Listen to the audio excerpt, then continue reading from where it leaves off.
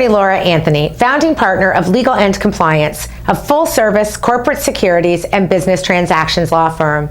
Today is the final in a LawCast series talking about direct public listings. NASDAQ has historically allowed for direct public listings, although over the years it has rarely been used. The process to achieve a direct listing on NASDAQ is substantially the same as OTC Markets with some key differences. Over the course of this LawCast series, I've discussed in depth the OTC Markets process, or the process to achieve a direct listing on OTC Markets.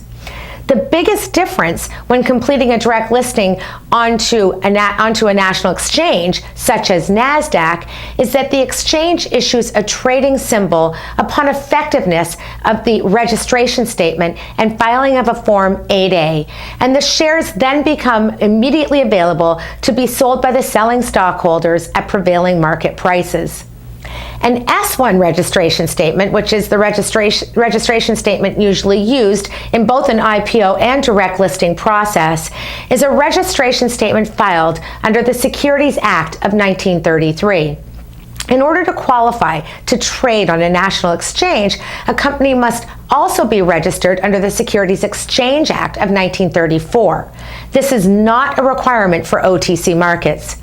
A Form 8A is a simple, and when I say simple, I mean like 2-page, Exchange Act registration form used instead of a Form 10, which is a much larger registration statement, for companies that have already filed the substantive Form 10 information with the SEC. The substantive information is usually filed in the S1, so the Form 8A refers to that S1.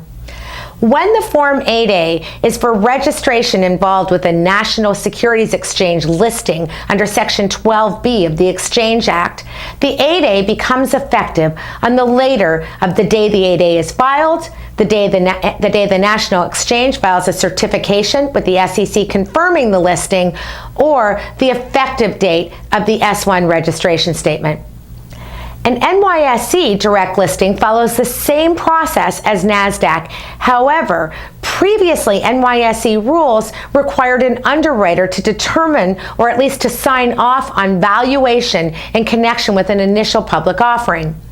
On February 2nd, 2018, the SEC approved a proposed rule change by the NYSE to allow a company that had not previously been registered with the SEC and which is not being listed as part of an underwritten initial public offering to apply for, and if qualified, trade on the NYSE.